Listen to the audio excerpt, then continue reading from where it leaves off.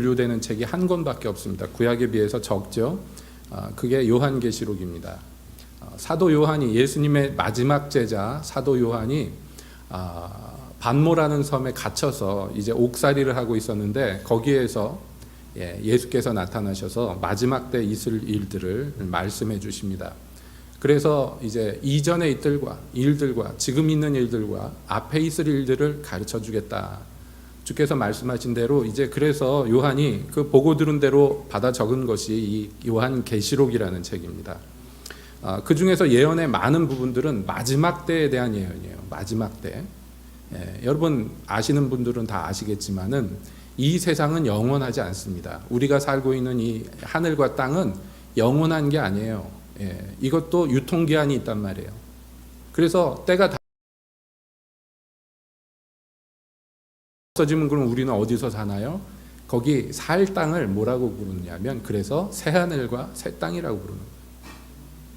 그래서 이 마지막 때 일어날 일들을 이제 사도 요한이 받아 적는 가운데, 이 세상의 마지막 때 그냥 스무스하게 없어지느냐? 아닙니다. 이 세상은요, 심판받아서 없어진다. 그래서 이 세상의 심판에 대해서 예고를 하는데, 이 심판의 과정을 여러 방면으로, 여러 관점에서 요한계시록이 적고 있어요. 근데 오늘 읽은 본문은 소위 말하는 일곱 인이라는 마지막 때 이 심판을 위한 책이 있는데, 그것이 봉인돼 있단 말이에요. 그 인을 떼는 거예요. 하나씩 하나씩 뗄 때마다 심판이 진행이 되는데, 이제 일곱 인을 떼는데 여섯 번째 인까지 떼었을 때 일어난 일입니다. 그러니까 마지막이죠. 근데 요한이 이렇게 보니까 뭘 봤느냐 하면, 네 천사가 땅의 네 귀퉁이에 서 있다, 이렇게 돼 있습니다. 지구가 둥근데 무슨 땅에 네 귀퉁이가 있는가 그러는데, 땅에 네 귀퉁이가 분명히 있어요, 지리적으로. 그런 걸 떠나서 지금 이것은 계시의 언어니까 여러분들이 이해하시기 바랍니다. 이 세상을 이제 하나님의 관점에서 보는 거예요. 근데 이 네 천사가 어떤 재앙으로서 심판을 시작합니다. 마지막 때 심판을 시작하는데, 특별히 이 네 천사는 뭘 하냐면은 사방의 바람을 붙잡아서 바람으로 하여금 땅이나 바다에나 각종 나무에 불지 못하게 하려고 하고 있다라고 되어 있습니다. 예전에 지금 미국이 공화당 대통령들이 계속 나오는데, 민주당 대통령이었을 때, 그때 그 부통령으로 있던 엘 고어라는 분이 있는데, 이 사람이 뭘로 유명한 사람이냐면 환경운동가로 굉장히 유명한 사람입니다. 그래서 이 양반이 부통령으로 있을 때부터, 또 정권이 바뀌어서 이제 부통령이 아니게 돼도 계속 전 세계 다니면서 이 환경을 지켜야 된다, 뭐 이런 세미나를 인도를 하는데, 이 엘 고어라는 분이 주로 다루는 소재가 뭐냐면, 그 강연에서 얘기를 하느냐면, 다른 것보다도 지금 전 세계 공기의 순환이라는 게 있어요. 우리가 잘 못 느끼지만 그 날짜별로, 계절별로 이렇게 돌아다니는 공기가 있습니다. 하나님이 그렇게 만들어 놓으셨는데, 이게 아주 절묘하게, 기계도 그렇게 정교한 기계가 없을 정도로 서로 이 공기들이 맞물려서요, 찬바람이 불었다, 더운 바람이 불었다 그러면서 우리가 사는 거예요. 그런데 엘 고어가 계속 얘기하는 게 뭐냐면, 환경을 이렇게 파괴하다가는 이렇게 도는 여러 가지 시스템의 바람 가운데에 하나라도 망가져 버리면, 그러면서 컴퓨터 시뮬레이션으로 보여주는 거, 화면으로 하나만 뭐가 삐끄덕해서 잘못돼 버리면요, 나머지도 한꺼번에 연쇄 반응으로 다 망가져 버리고 멈춰 버린다. 그러면 아무도 사람이 살 수가 없는 세계가 된다라고 컴퓨터 화면으로, 그걸 큰 화면으로 보여주면요, 그 강연을 듣는 사람들이 하고 봅니다.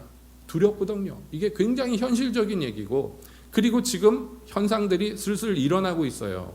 여러분, 전 세계 기상이변이 막 일어나는데, 그 기상이변의 바탕에는 뭐가 있냐면, 전에 불던 바람들이 안 불거나 아니면 엉뚱한 바람이 그 시기에 불어와가지고 전체 기후가 다 망가지는 거예요. 지금 서서히 그런 기색들을 보고 있습니다. 작년 겨울에 러시아에요, 눈이 안 내려가지고요. 여러분 상상이 가십니까? 러시아에 눈이 없었어요. 그래서 휴가철에 스키장에 간 사람들이 스키를 하나도 못하고 눈이 안 내려가지고요. 그래서 멍하니 있다가 왔다. 뭐 그런 얘기들을 듣습니다. 상상을 초월하죠. 시베리아에 눈이 없어. 여러분, 이게 어떻게 된 세계입니까? 그리고 생전에 눈이 안 내리던 저 더운 나라에 막 폭설이 내리고 그런 거 여러분 뉴스에서 막 보시죠. 이게 전례 없는 얘기들이 왜 일어나느냐 하면 이 공기의 순환이 점점 뭔가 문제가 생기기 때문에. 그래서 전에 없던 무슨 이상한 바람들이 생기죠. 그래서 이름을 붙이잖아요. 전에는 없던 기후현상에 대해서 학자들이 새로 이름을 붙입니다. 이 시기에는 이 바람이 안 불었는데 이런 바람이 부르니까 기상이유가 막 기상이 이변이 일어난다. 그런데 이것은 사실은 전초전이고 성경에서 예고하는 건 뭐냐면 이 모든 그 공기의 순환이 멈추는 순간이 올 것이다 라고 얘기합니다. 이게 무서운 것은요, 여기에서 피할 수 있는 방법이 아무도 없기 때문입니다. 여러분, 우리가 태풍 불어오면 막 피해가 나고 싫잖아요. 그런데 태풍이 없으면요 다 죽어요, 지구상의 인간들이. 태풍이 한 번씩 불어줘서 공기를 싹 바꿔주는 거예요. 공기라고 계속 머물러 있으면요 그 안에 사는 사람들 다 죽습니다. 우리가 다 죽어요. 이게 막 돌아다녀야지 사는 거예요. 그런데 마지막 때 이것이 멈추는 순간이 올 것이다. 성경은 예고합니다. 지금 우리가 전염병 때문에 고생을 합니다마는 여러분, 이 전염병 같은 것도 피할 길이 있잖아요. 마스크를 쓰고 멀리 보고 뭐 거리를 두고 뭐 이런 얘기를 합니다. 그런데 공기가 멈춰버리면 이거는 어떻게 수가 없어요. 뭐 부자들은 조금 더 오래 살겠죠. 비싼 돈 들여서 무슨 기계 장치를 한다든지 그래봐야 한계가 있어요. 여러분, 사람이 석유가 없어도 살고요, 물이 없어도 어떻게 조금 더 버티고 하는데 공기가 문제가 생기면 살 수가 없는 거예요. 그러니까 심판 중에 굉장히 무서운 심판입니다. 그런데 이 네 천사가 이제 그 심판을 시행하려고 하고 있는데, 그런데 다른 천사 하나가 하나님으로부터 이제 옵니다. 하나님의 명령을 받고 오는데 뭘 하느냐면 인을 가지고 온다 그랬어요. 인이라는 게 뭐냐면 도장입니다. 도장을 들고 와가지고 하는 말이 뭐라고 그러냐면은 이 네 천사에게 말합니다. 우리가 우리 하나님의 종들의 이마에 이 도장을 찍을 때까지 아직 아무도 해치지 마라 라고 말합니다. 그리고 나서부터 이 천사가 이 도장을 갖다가 하나님의 사람들 이마에다가 막 찍고 다니는데, 사도 요한이 옆에서 이렇게 보니까 그 도장을 받은 사람들의 숫자가 있어요. 그 숫자를 세보니까 그 숫자가 14만 4천이다 이렇게 됩니다. 이게 굉장히 계시록에서 중요한 숫자입니다. 왜냐하면 이단들이 맨날 갖고 노는 숫자가 이 숫자예요. 그래서 여러분도 들어보셨죠? 요즘에 얼마 전까지 시끌시끌했던 이단 중에 사이비 중에 신천지, 걔네도 하는 말이 이거예요. 14만 4천에 들지 않으면 다 죽는다 이거죠. 그럼 14만 4천 안에 들려면 어떻게 해야 돼요? 교주가 하라는 대로 다 해야 돼요. 재산도 다 갖다 바쳐야 되고. 왜 그 사람들이 그렇게 줄 짝 맞춰 앉아가지고서 막 북한에서나 볼 것처럼 막 그렇게 절도 있게 박수 치면서 왜 그렇게 막 충성스럽게 하냐고요? 두려움 때문에, 공포 때문입니다. 이 14만 4천 안에 못 들면 죽는 거예요. 그래서 계급이 있고 그 계급을 착착착착 올라가서 14만 4천 안에 들어가야 되기 때문에 엄청나게 경쟁을 하고 난리들을 치는 것입니다. 근데 성경의 이 숫자는요, 물리적인 숫자가 아니에요. 14만 4천 명에 들어가야 된다 뭐 이런 숫자가 아닙니다. 이것은 영적인 숫자인데 여기에 대해서 얘기하려면 깁니다만은, 아무튼 중요한 건 뭐냐면 그 다음에 쭉 나오는 게 이스라엘 12지파의 이름이 나오면서 각 지파에 1만 2천씩 인을 맞았어요. 그래서 12 곱하기 12 해가지고선 뭐 해가지고 이제 14만 4천이 나오는데, 이게 그러면 유태인들만 구원을 받는다는 얘기냐? 그게 아니라 하나님의 백성의 완전한 숫자를 의미합니다. 그래서 그 완전한 숫자를 나중에는 뭐라고 설명하냐면 9절에 보면 이렇게 설명해요. 이 일 후에 내가 보니 각 나라와 족속과 백성과 방언에서 아무라도 능히 셀 수 없는 큰 무리가 흰옷을 입고 손에 종려가지를 들고 보좌 앞과 어린 양 앞에 서서 큰 소리로 외쳐가로되 라면서 구원 얻은 무리들의 모양을 보여줍니다. 여기에서는 뭐라 그래요? 아무도 셀 수 없는 숫자의 큰 무리들이라고 얘기합니다. 그게 동시에 뭐예요? 14만 4천이에요. 완전한 수, 하나님이 구원하기로 작정하신 모든 수를 의미하는 것입니다. 그래서 이게 유태인들뿐만 아니라 각 나라와 각 족속과 각 언어에 속한 사람들이 몰려와서 이제 어린 양 앞에서 찬양하는 대목이 나와요. 이게 구원 얻은 무리들이죠. 자, 오늘 우리가 이 본문의 말씀을 함께 본 것은요, 이게 가상의 어떤 공상의 이야기가 아니라 이제 우리 눈앞에 곧 펼쳐질 현실의 문제이기 때문에 그렇습니다. 어떤 의미에서 그런가? 여러분, 우리는 잘 피부로 못 느끼지만 지금 도시에서 사람 숫자가 좀 되는 교회 목사님들은 굉장히 고민이 커요. 왜냐하면 전 교인이 QR코드를 갖고 있어야 돼. 자기 QR코드를, 카드를 갖고 있어서 출입할 때마다 그거를 스캔해야 됩니다. 그래서 그 사람이 여기 왔는지 안 왔는지 그것만 찍하면은 그 사람의 정보가 다 나와요. 이름이 뭔지, 나이가 뭔지, 어디서 사는지 뭐 전부 나옵니다. 이걸 교회에다가 구축하라는 거예요. 정부에서 하는 얘기입니다. 우리같이 소규모 교회는 힘들어요. 왜냐하면 일단 뭐 스캐너만 살라고 그래도 돈 1,000만 원 이상 들 텐데 돈이 너무 많이 들잖아요. 그러니까 그렇게 할 수는 없으니까 우리 같은 교회는 그냥 종이에다 써서 내라, 뭐 이런 것입니다. 그래서 이제 큰 교회 목사님들이 고민하는 거예요. 이거 교인 명부를 갖다 바치는 것이 옳으냐. 왜냐하면 이런 일들이 이전에 있었어요. 일제시대 때도 있었고요. 6.25 때 공산당들이 점령한 지역에서 그렇게 했었습니다. 북한 김일성이 정권을 세우고 나서 교회를 탄압하기 시작할 때 맨 처음에 했던 일이 뭐냐면 교인 명부 내놔라 하는 것이었습니다. 일제시대 때도 마찬가지였고. 지금 교회를 핍박하는 모든 나라들이 한사코 원하는 게 뭐냐면 교인 명부 내놔라 하는 것입니다. 중국에서도요, 이전부터 중국 정부에서 허가한 교회들이 있었어요. 삼자교회라고 하는 교회들이 중국 정부에서 허가한 교회였습니다.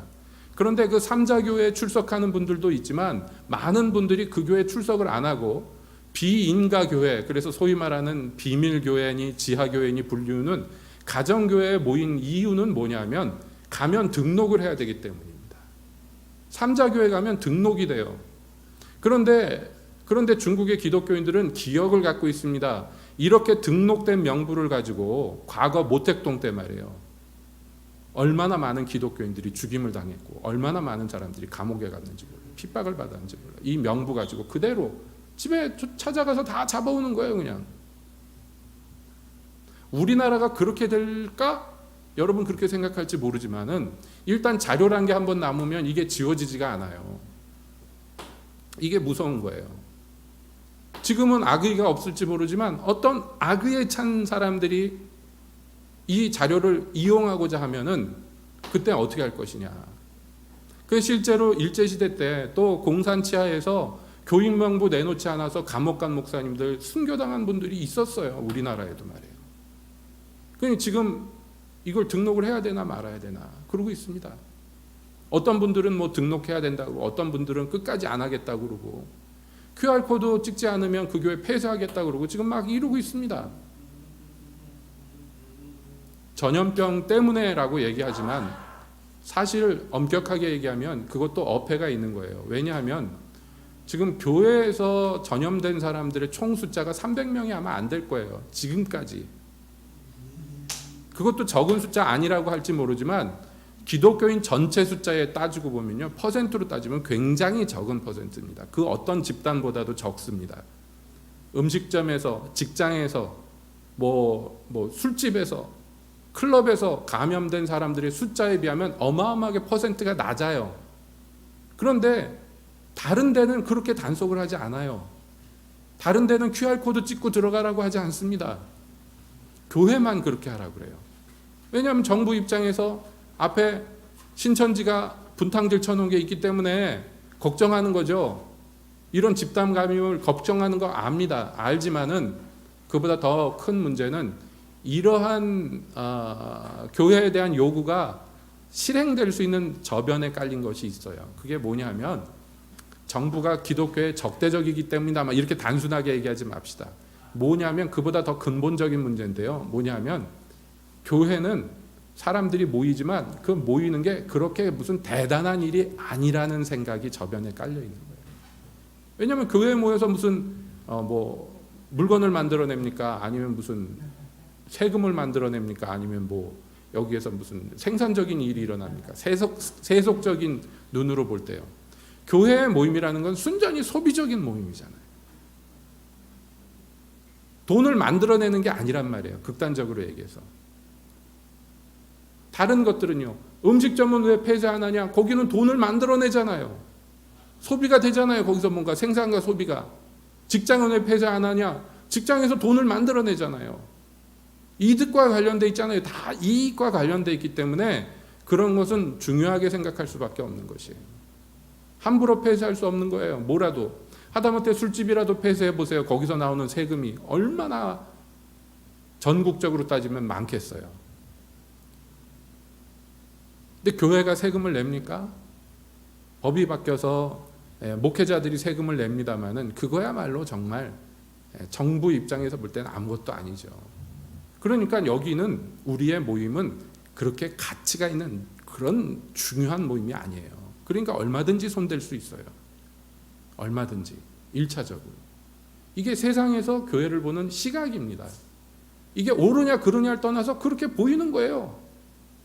자, 그런데 중요한 것은 세상이 그렇게 교회를 보는 것은 그렇다 칩시다. 뭐 어쩔 수 없는 거죠. 그러면 교회는 교회를 어떻게 보는가 하는 거예요. 그 다음에 중요한 문제예요. 이게 진짜 중요한 문제예요. 우리는 우리의 모임을 어떻게 보는가 하는 것입니다.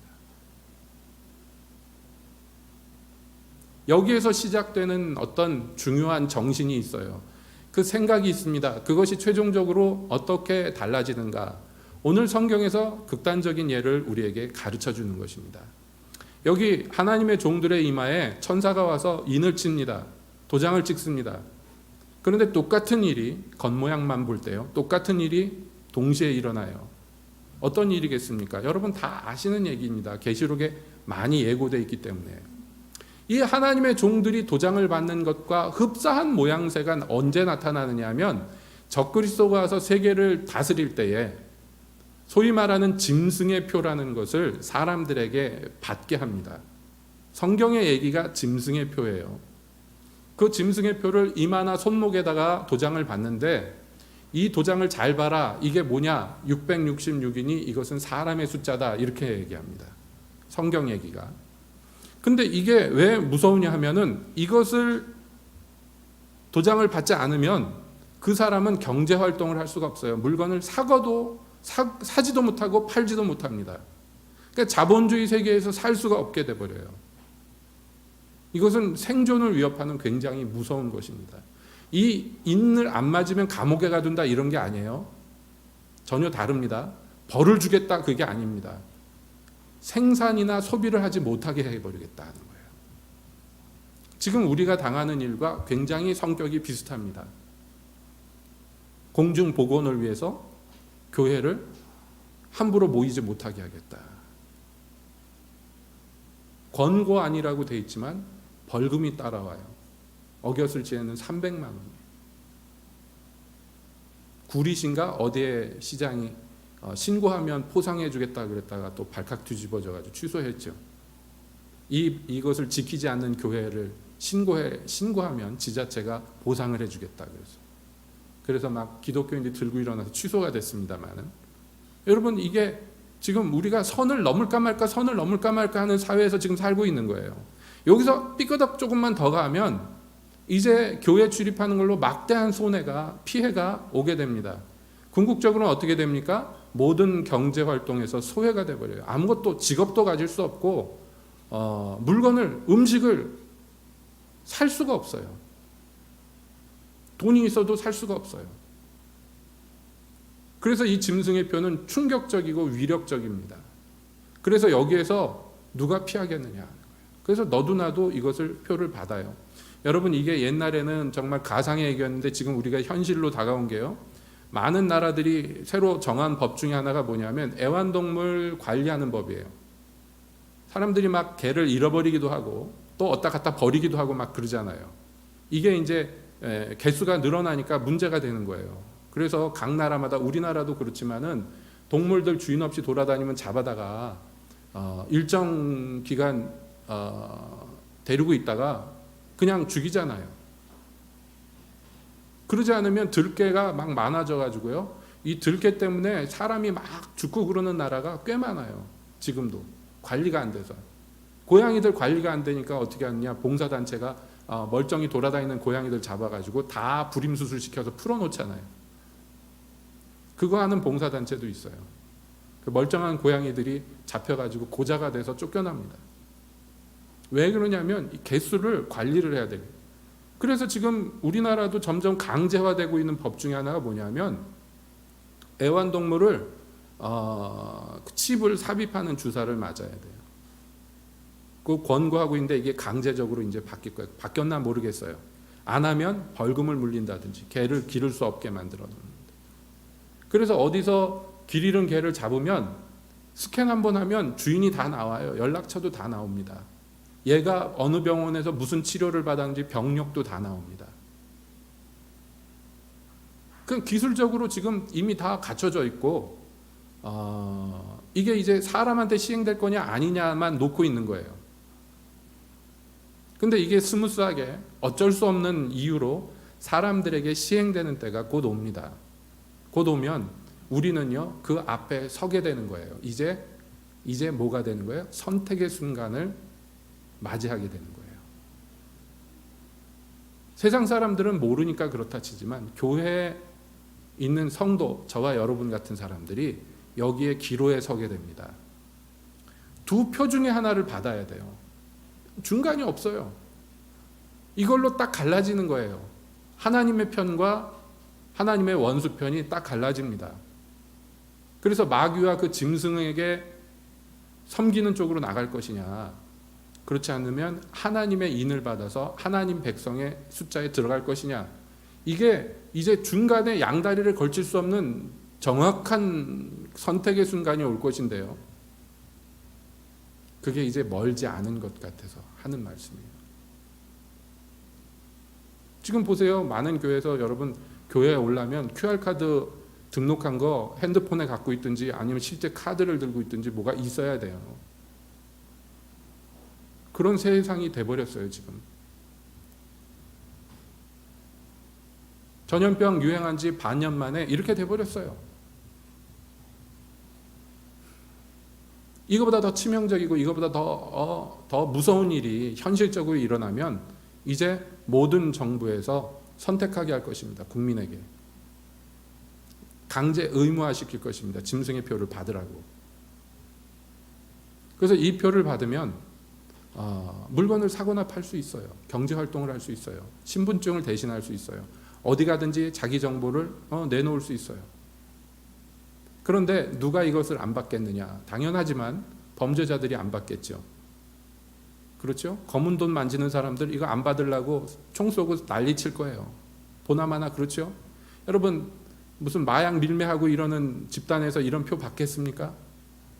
이제 기술이 발전해서 인공위성에서 스캔하는 시대가 올 텐데 어느 놈이 어디 가서 돌아다니는지, 여러분 우리는 자발적으로 지금 핸드폰 다 들고 다니잖아요. 여러분 우리가 돌아다니면 우리가 어디로 다녔는지 다 나오잖아요. 이게 강제화될 뿐이에요. 지금 우리가 다 들고 다니잖아요. 제가 얼마 전에 치과 치료를 받으려고 울진에 있는 치과들을 이렇게 인터넷으로 어느 치과를 가야 되나 딱 눌렀더니요. 한 치과를 눌렀더니 제가 몇 년 전에 거기에 몇 시에 갔는지, 몇 월 며칠 몇 시에 갔는지가 나오더라고요. 깜짝 놀랐어요. 이 말로만 듣다가 이 병원에 가본 기억이 없는데 나는 잊어버렸는데 얘는 알고 있는 거예요.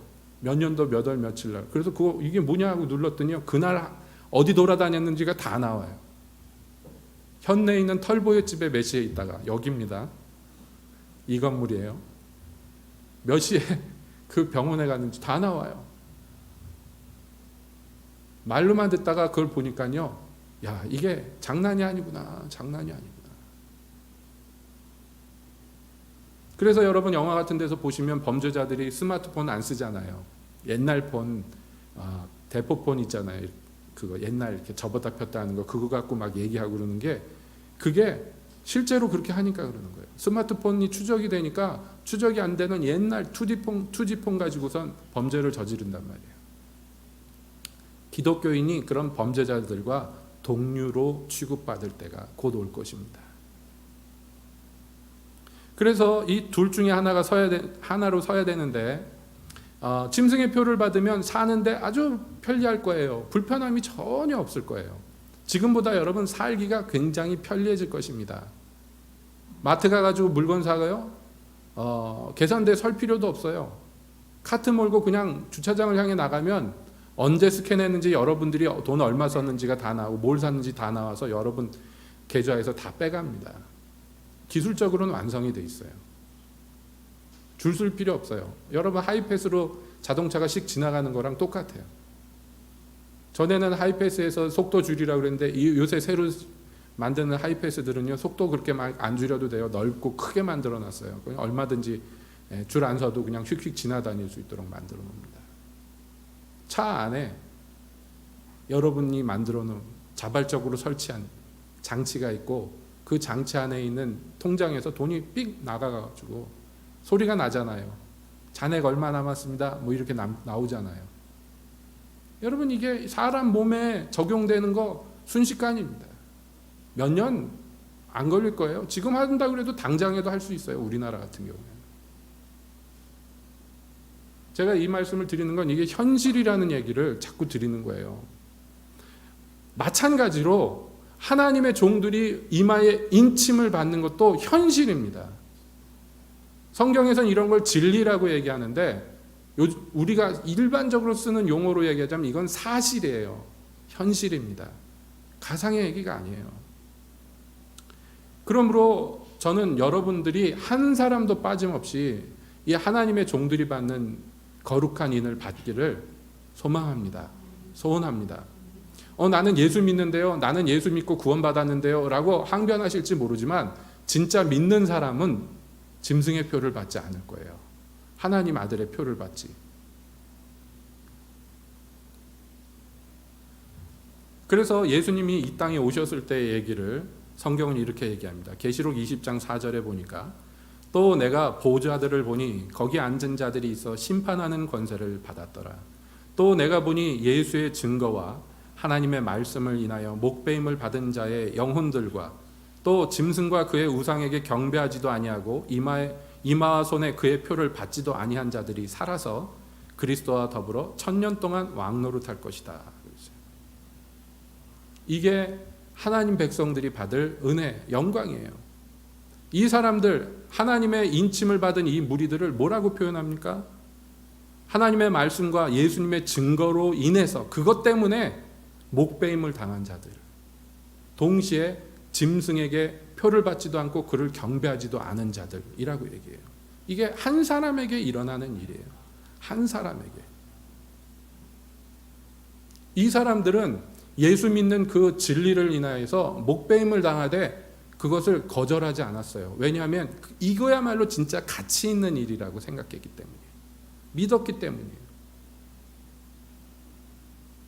그렇기 때문에 점점 세태는 어떻게 흘러갑니까? 대충 믿고 중간에 서 있고, 세상도 또 교회도 양쪽에 선을 대서 대충 양쪽에서 이득을 볼 수 있는 그런 게 점점 이제 없어져 가는 시대예요. 왜냐하면 하나님의 아들이 다시 올 때 하실 일이 뭐냐면 타작마당을 정하게 하시는데, 거기에 가라지와 알곡이 섞여 있는 것, 그때 분리가 될 것이에요.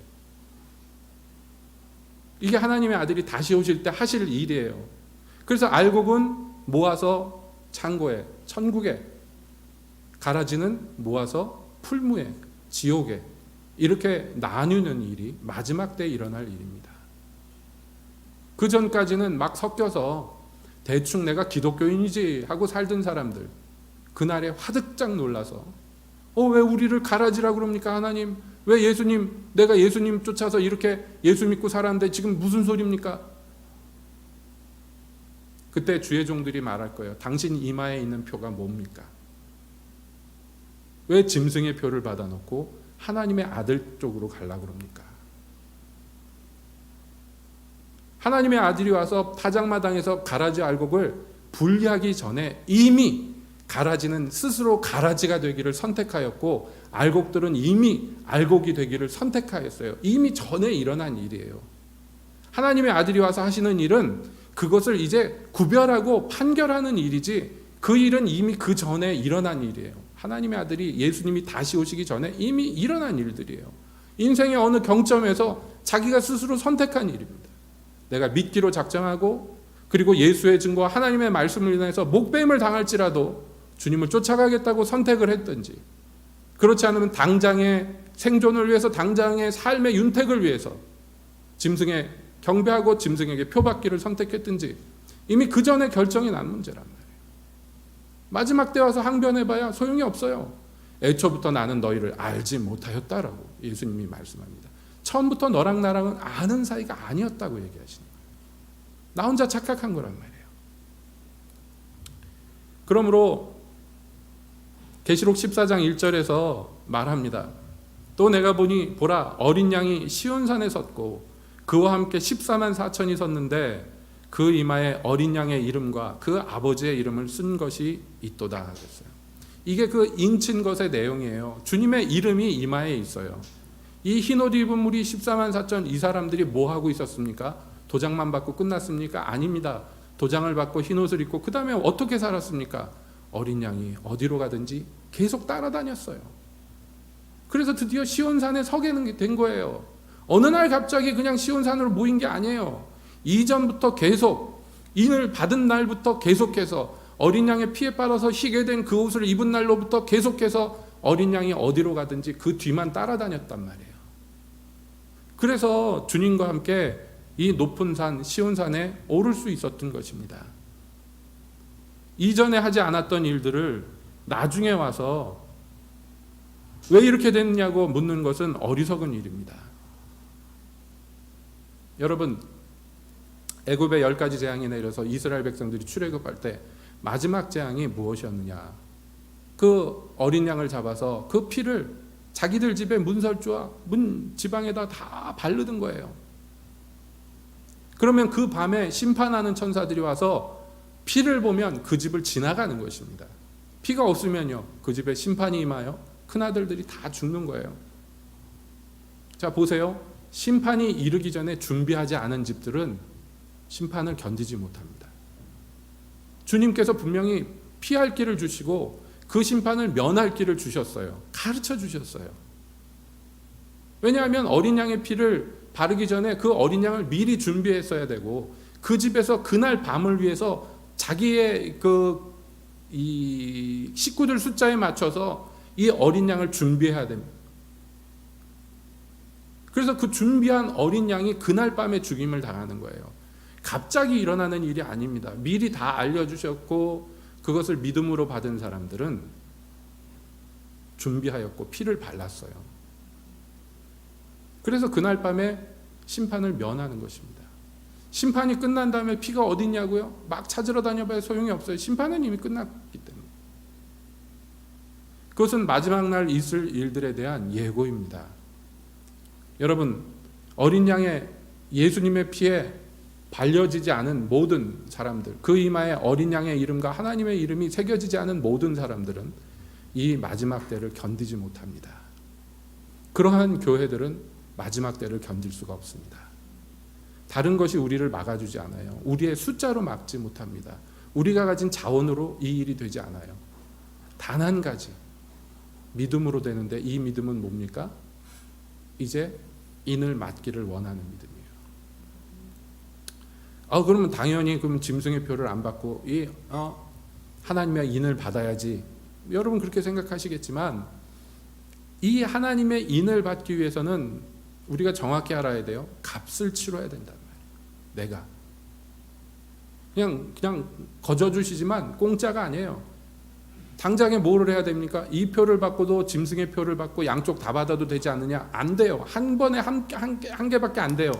그러니까 이 표를 받은 사람들은 짐승의 표를 받지 못합니다. 짐승의 표를 받지 못하면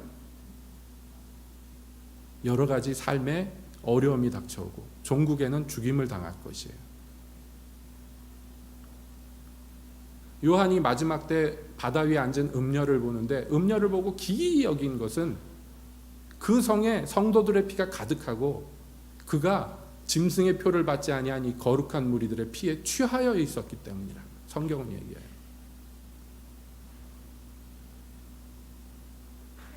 우리가 이전 세대에도 여러 번 경험했거니와 여러분 주님을 쫓는 것은요 값을 치러야 되는 것입니다. 작게는 내 시간과 돈과 정성을 써야 되는 것이고 크게는 내 인생을 걸고 내 생명마저도 포기해야 될지도 몰라요. 그런 사람들이 하나님의 인을 받는 것입니다. 가만히 있는데 받는 게 아니에요. 우리 부모님이 기독교인이니까, 내가 몇 대 결친 기독교인이니까, 나는 세례교인이니까 이런 걸로 되는 것이 아닙니다. 그러므로 여러분, 내가 평소에 무엇을 소망하고 무엇을 바라는가, 내가 누구의 편에 설 것인가, 누구의 소유가 될 것인가, 여러분 우리의 인생의 한 경점마다 이것을 선택해야 됩니다. 그러나 그렇다고 해서 여러분 두려워하지 마십시오. 그러면 이거 내가 희생해야 되는가, 예수를 믿는다는 게 이렇게 피눈물 흘리면서 가는 길인가? 여러분 그런 것만이 아니에요. 그거는 그냥 한 단면일 뿐입니다. 왜냐하면 주님을 쫓고자 하는 사람, 내가 하나님의 인을 받기를 원합니다 하는 소망을 품은 사람들에게는 이제 하나님의 은혜가 임하시기 때문에 그렇습니다. 자기 결단으로 순교하는 사람은 없어요. 어떤 깡다구로 그것을 할 수 있겠습니까? 물론 말은 할 수 있죠. 우리 노래 그런 가사들 많잖아요. 내 생명 주님께 드리겠다고 막 맨날 노래 부르잖아요. 저는 그런 노래 부르다가 어떤 땐 섬찟한 게, 야 이거 이랬다가 내가 혹시 죽는 거 아닌가, 섬찟하단 말이에요.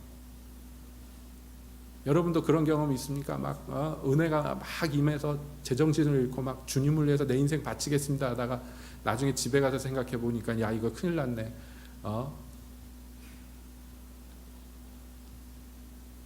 여러분 이게 현실이기 때문에 섬찟한 거예요. 그러나 두려워하지 마십시오. 어떤 사람이 강한 결단으로서 하나님을 섬기는 거 아니에요. 사람의 힘으로 능으로 되지 않아요. 주의 도우심으로, 주의 신으로 되는 일이기 때문에 그렇습니다. 그리고 이것은 평소에 막 엉망진창으로 살다가 한 번 딱 로또 맞는 것처럼 선택 잘해가지고 살아남는 그런 길도 아니에요. 아까도 말씀드렸지만 이 하나님의 인 맞은 무리들은 이전부터 계속해서 어린 양을 따르는 무리들이에요. 그의 삶이 그를 증거하는 거예요. 여러분 열매를 보아서 나무를 아는 것과 같이, 나무라는 것이 자라고 그래서 때가 차야지 열매를 맺는 것과 같이, 평소에 자라야죠. 열매 맺도록 자라야죠.